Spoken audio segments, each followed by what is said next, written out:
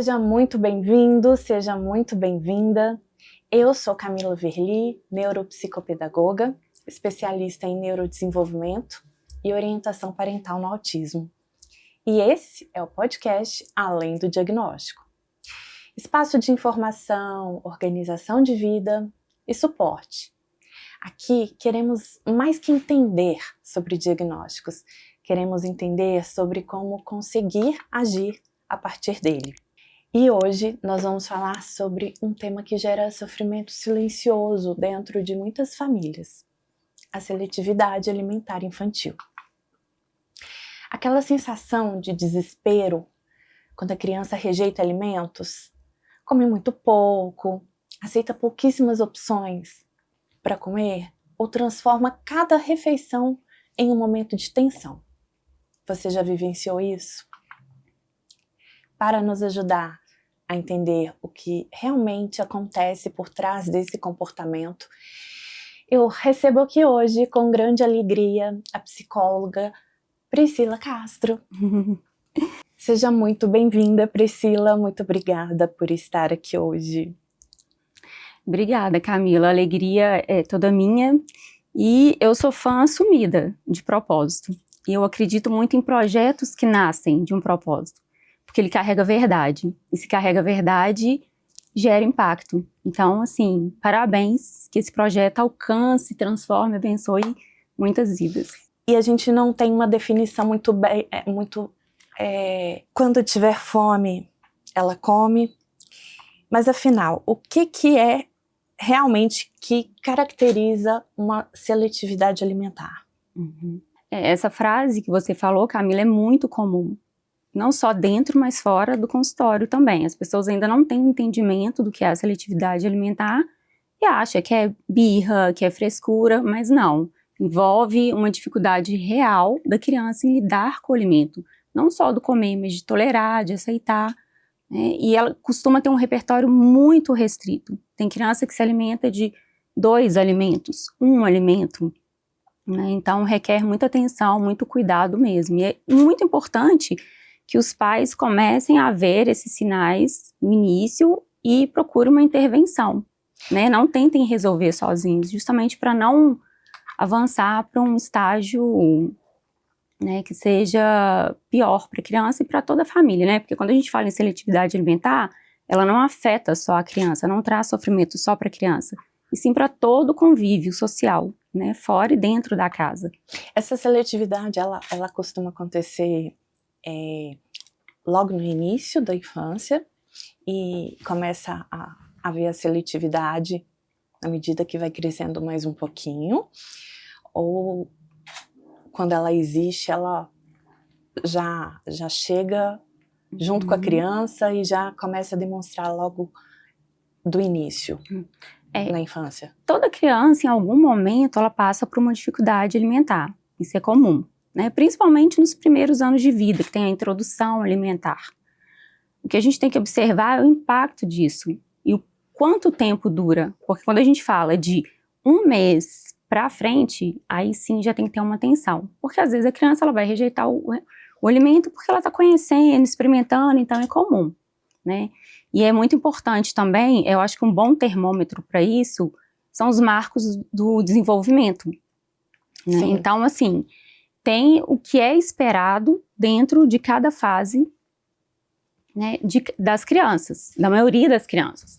Então, por exemplo, os pais têm que observar, a criança, ela senta, ela tem um movimento de pinça fina, ela consegue utilizar o talher, né? Porque caso contrário, já acende uma luzinha ali de falar, ó, peraí, deixa eu ver se precisa realmente, porque a dificuldade alimentar, ela é transitória, né? Ela não permanece, diferente do transtorno, né, alimentar. Certo. E realmente no início a criança está aprendendo, né? Os pais estão aprendendo a dar os alimentos, a testar os alimentos, e essa fase realmente é uma fase normal. E aí vem a pergunta, né? Qual que é a diferença dessa fase inicial comum, em que a gente vai testando, para virar aquela seletividade que não dá mais? Quais os principais sinais de alerta que os pais costumam ignorar? Dentro da seletividade alimentar, tem o que a gente chama de red flags, que são os sinais de alerta, né, e que são importantíssimos serem observados, porque muitas vezes vai passando batido, e quando os pais procuram um tratamento, esses sinais já estão bem avançados, e realmente viraram uma seletividade alimentar ou até mesmo um transtorno alimentar. Então tem a questão de a criança, ela come só com o mesmo prato, o mesmo talher, a mesma cor, um grupo específico de alimento ou de textura, ela tem dificuldade de se alimentar fora de casa, traz sofrimento para ela se torna muito ansiosa durante aquela alimentação, então aí ela tem engasgos, ela tem disfagia, que é a dificuldade de engolir, de mastigação, que mais? São vários os sinais, né? Então, que eles precisam ser, sim, sempre validados. Entendi.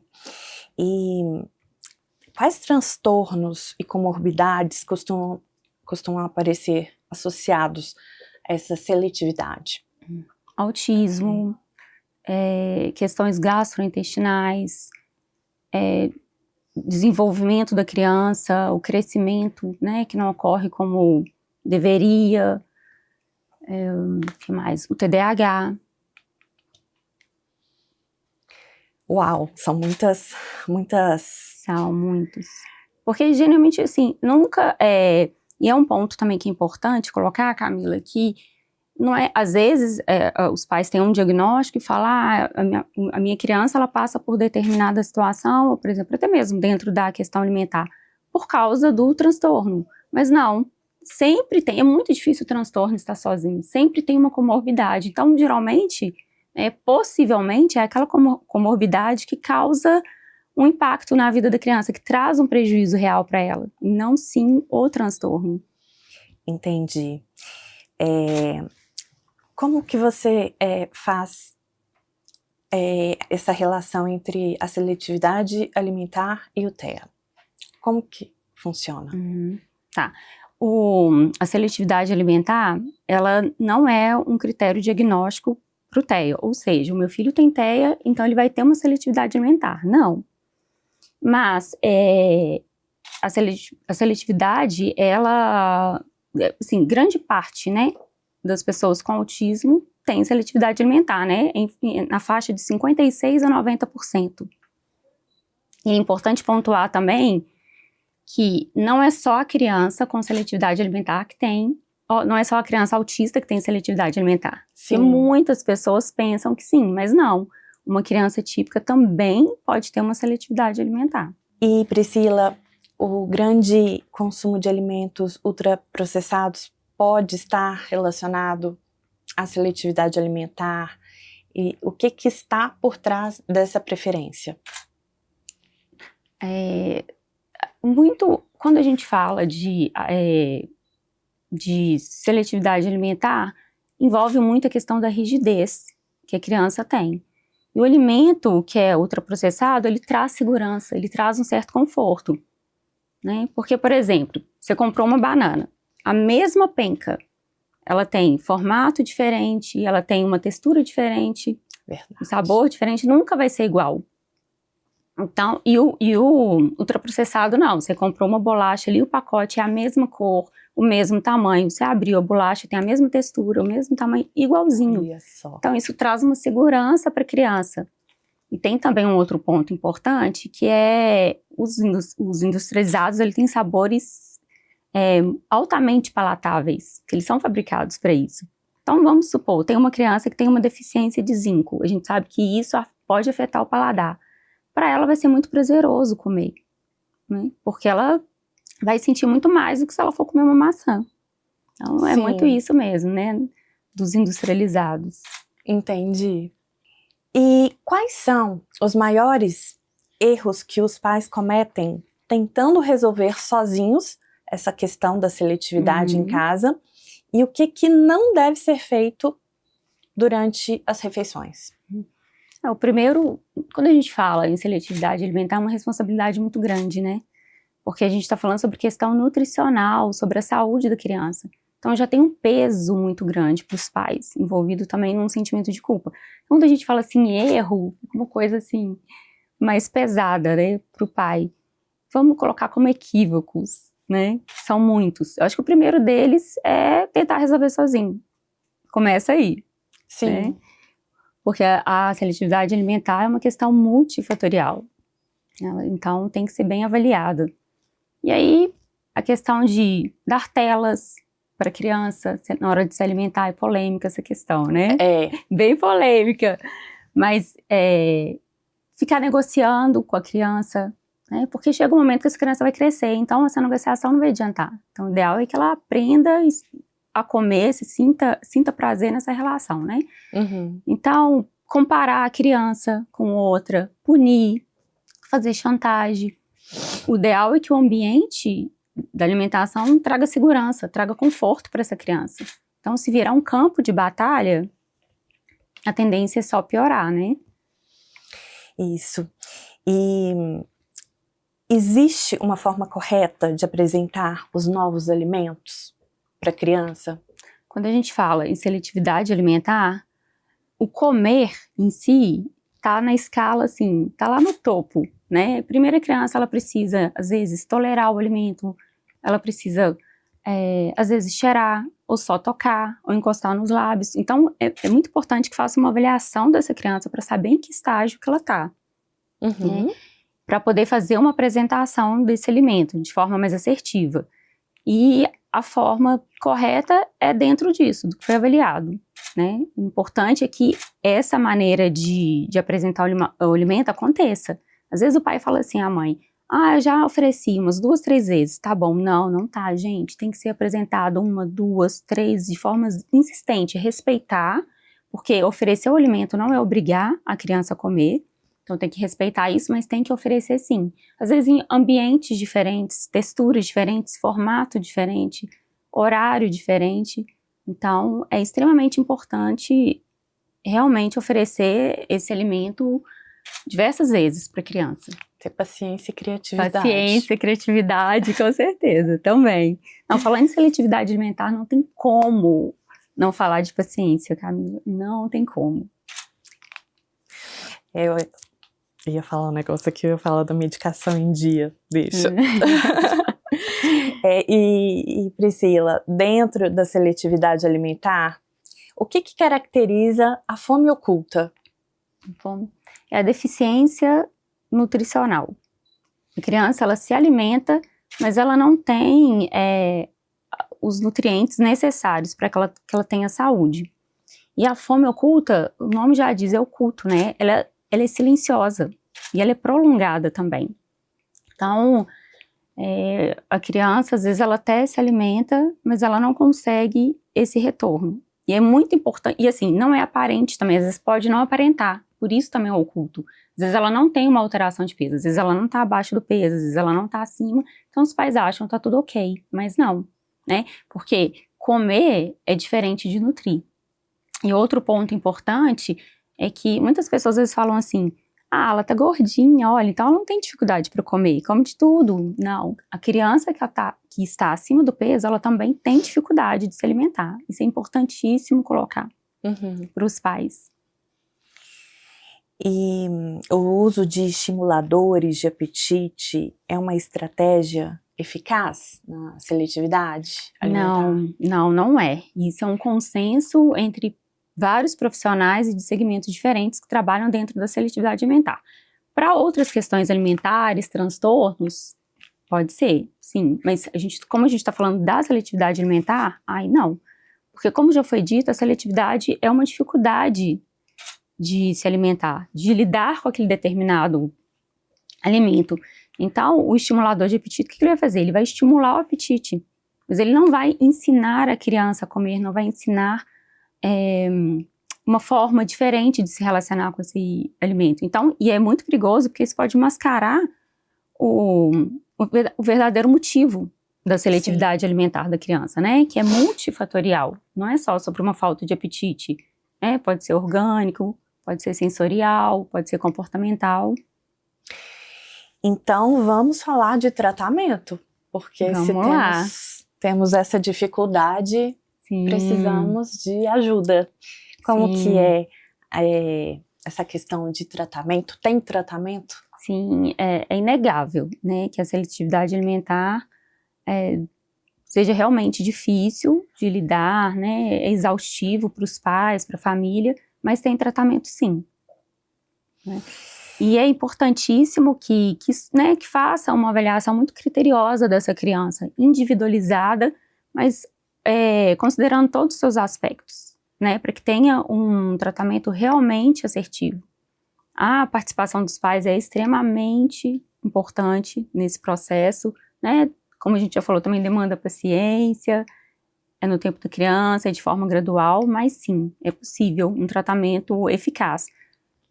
Utilizando a aba, por exemplo, né, que tem estratégias comprovadas cientificamente, resultados palpáveis que você consegue realmente mensurar e ver que está sendo, né, assertivo para a criança esse tratamento.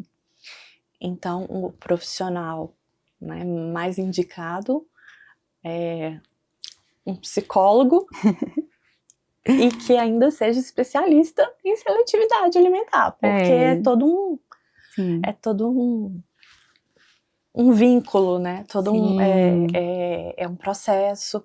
Sim, eu não posso vender meu peixe, né, gente, falando que o profissional indicado é só o psicólogo, mas com certeza tem como fazer um trabalho muito bacana, né, que realmente resolva. Mas a gente não tem, quando fala em tratamento, qual seria o principal profissional, sim, ou o indicado logo no início, muitas crianças, muitas não, grande parte, encaminhadas por outros profissionais, então fica difícil julgar o primeiro no atendimento, né?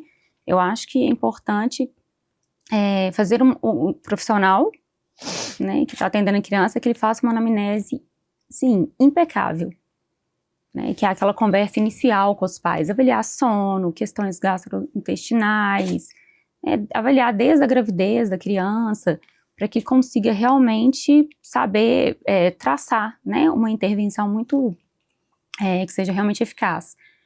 E aí entra também a importância da equipe multidisciplinar, não é porque está sendo atendido por um profissional que o tratamento vai ser concentrado nele. Priscila, e qual a importância do vínculo profissional durante esse tratamento? Não, o vínculo é fundamental.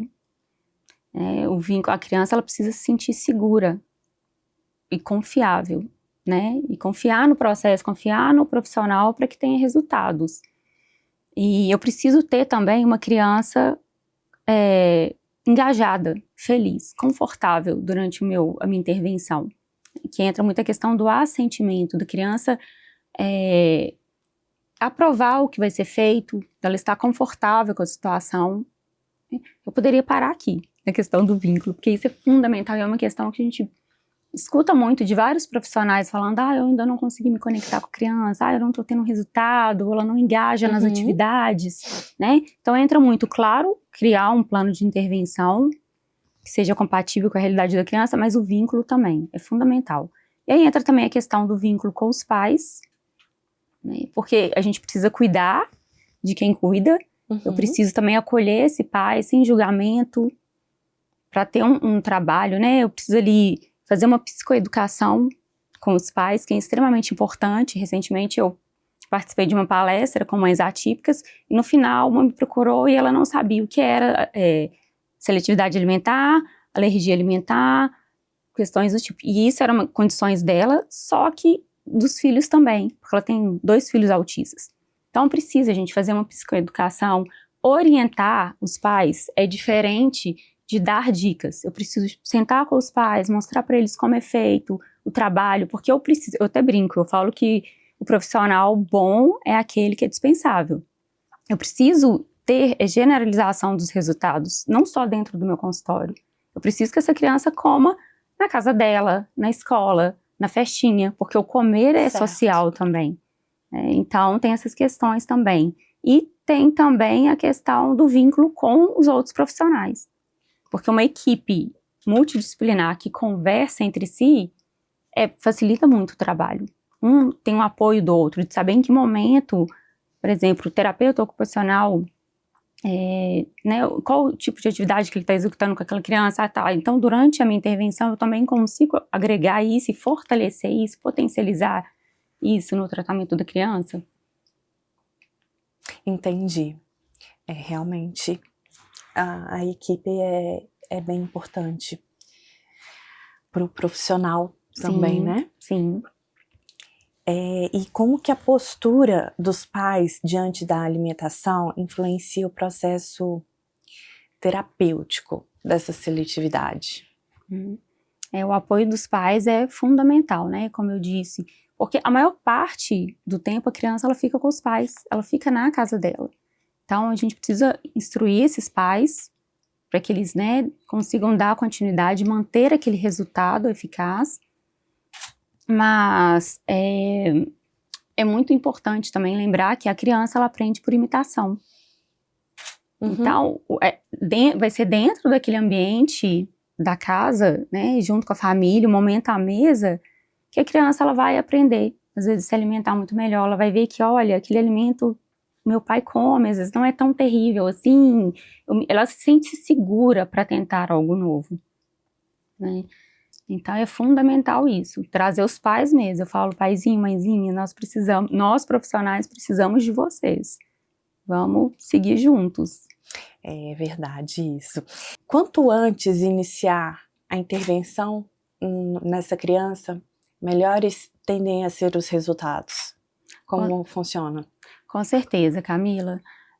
Tempo é cérebro, tempo é saúde, tempo é desenvolvimento. Então, tão equivocada quanto a primeira frase lá, né, do início da nossa conversa, como seletividade alimentar é frescura, ela não come por birra, a gente pode falar também a questão de é no tempo dela, a criança tem seu tempo, né? E aí também na questão da seletividade alimentar, quando ela sentir fome ela come. Não mesmo, gente, precisamos intervir cedo, olhar o que realmente está causando isso para poder fazer uma intervenção assertiva. Certo. E o objetivo do tratamento, da intervenção, é fazer a criança comer de tudo? Não, não mesmo. Acho que todo mundo tem algo que não come, né? Você tem, Camila? Ixi! Eu tenho.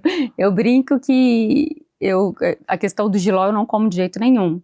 E aí eu falo assim, né, eu brinco, eu tô cansada de ser enganada. Porque, às vezes, em lugares diferentes, eles falam, o meu jiló é diferente, come. Aí eu falo, eu como e acho amargo, eu falo, gente, não dá, com tanta coisa saborosa eu não vou comer. Sim. Então, a mesma coisa, a criança, ela não tem que comer tudo. Ela tem que ter uma variedade alimentar, né, uma comida que vá, como resultado, dar suporte nutricional, trazer saúde para ela, né, que ela tenha uma relação diferente com a comida, um bem-estar, que ela sinta prazer e tal, em se alimentar. Mas comer tudo, não. E isso é uma questão, às vezes fala assim, é uma pergunta que, às vezes é simples. Não, é uma pergunta muito frequente no consultório. Muito, aliás, pergunta não, um comentário muito frequente no consultório. É uma expectativa que os pais acabam tendo, ilusão, né? Só que aí você falou tudo. É uma expectativa dos pais, não é da criança. Então, já aconteceu muito assim, de chegar no final da intervenção, a criança tá comendo lindamente bem, e aí a mãe fala assim, mas eu faço um prato no domingo, e ele ainda não come esse prato, eu queria que ele comesse, mas ele não come, não é por questão de seletividade alimentar, é porque ele não achou gostoso, ele provou, ele não tem dificuldade nenhuma com essa comida, mas ele provou e não gostou. E tem um caso super engraçado, que eu atendi um paciente de 7 anos, e ele fez um desenho pra mim com as novidades que ele tava comendo e amando, e fez um certo alimento ali, um desenho que eu não identifiquei. E aí era o quê? A comida que a mãe dele fazia e que ele falava. E ele deu um apelido para essa comida e falou, olha, isso eu não como, mas eu já experimentei, eu não tenho problema com ela, mas eu não como porque eu não acho saboroso, eu não acho gostoso. Então é sobre isso. Não, ela não tem que comer tudo. Ela tem que ter saúde.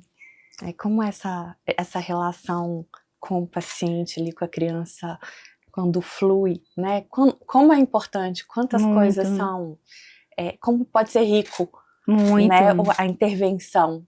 Muito. Com o vínculo, eu acho que a criança ela é o maior termômetro, né? Muitos pais ficam assim, não sei, eu preciso estar lá dentro da sala para saber como está sendo a intervenção, se o profissional é bom. Não, o que é baseado em ciência, ele traz resultados que são palpáveis, né? E a criança é um termômetro também para isso, porque quando ela está ali feliz dentro do consultório, pode saber que o profissional está fazendo o trabalho acontecer, né? É verdade. O resultado vem. Vem. E adultos autistas também podem viver essa seletividade alimentar severa? Podem, com certeza. A gente tem que pensar que a criança, ela cresce, ela vira um adolescente, ela vira um adulto, né? E que dificuldade alimentar não é transtorno, e é transitória, né? Mas que pode sim desencadear um transtorno, caso não seja, né, avaliada, realmente não tem uma intervenção adequada. Então, muitas vezes, aquele adulto que a gente vê ali tendo, né, a seletividade alimentar, é muito reflexo disso, de uma seletividade alimentar não tratada durante a infância. Então, pode ter sim. E a gente está acostumado a levar isso de uma forma muito normal, né? Normalizar Muito. adulto difícil para comer, Sim. é chato para comer, É. E não deveria. Não deveria. Até mesmo porque às vezes ele fala, eu não como porque eu não gosto, ou às vezes não. Quem não vai, às vezes, dizer que tem um masking ali, né? Às vezes ele se acostumou tanto com aquilo, virou comum, ficou assim, se tornou comum para ele. Eu não como. É porque eu não gosto. Não, às vezes ele tem uma dificuldade de lidar com aquele alimento ali. Não é, na verdade, uma falta de vontade. E que, às vezes, ele nem sabe dar nome, porque... Não sabe. Né? Depois ele pode até ficar pensando nisso. Sim, sim. E é o exemplo, né, que eu citei da mãe que me procurou no final, que ela começou a pedir, né, umas dicas e conversar comigo. Claramente, ela não sabia o que era seletividade alimentar e, ao mesmo tempo, ela falou assim, eu como determinado alimento e eu tenho um estufamento, eu tenho isso. Aí eu falei com ela, vamos organizar. Então, aí nesse meio, dava para ver claramente que ela tinha intolerância a determinados alimentos e que tinha seletividade alimentar também. E isso é muito importante ela entender, até mesmo para aplicar no ambiente da casa, porque às vezes tem algum alimento que ela não come simplesmente por intolerância, mas ela consegue lidar com aquele alimento, ela consegue sentir o cheiro dele, ela consegue tocar. Então não é um alimento que ela vai excluir, ela pode oferecer aquele alimento, que às vezes é importante, para o filho dela, que tem uma seletividade alimentar. Então por isso que é importante entender, né, onde entra também a questão da psicoeducação, para a questão, para ficar mais leve, né, a intervenção também. Como é necessário. Os pais não ficam realmente perdidos, é muita informação, muita paciência que tem que ter, são muitos os testes que são necessários e realmente é delicado. E me fala uma coisa, qual a sua principal orientação para as famílias hoje que estão vivendo isso dentro de casa? Não minimizem o sofrimento da criança.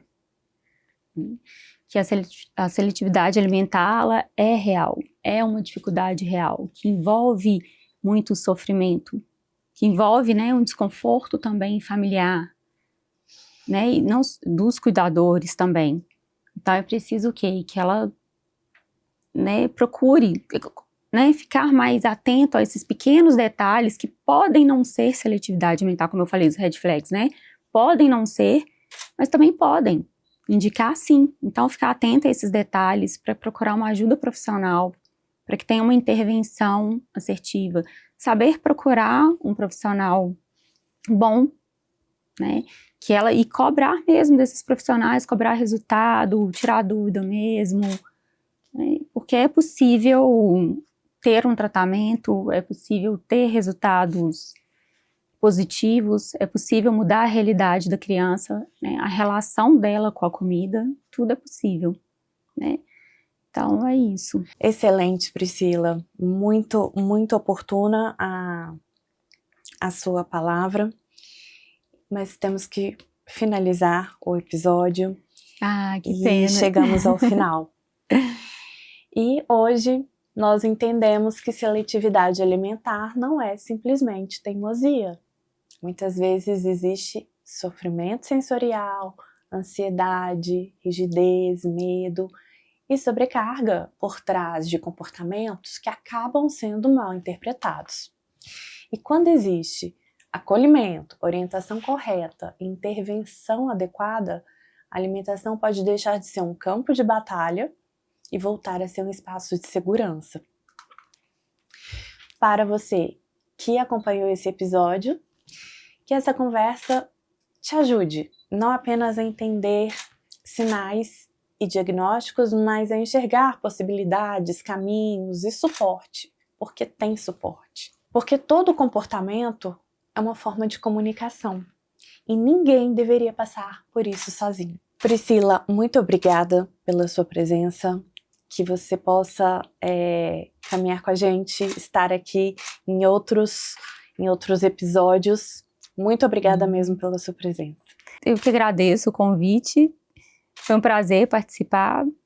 É sempre bom falar de conteúdo que agrega valor, que realmente tem compromisso ético com uma informação de qualidade. E sim, que venham outros. Queremos novos episódios com você aqui.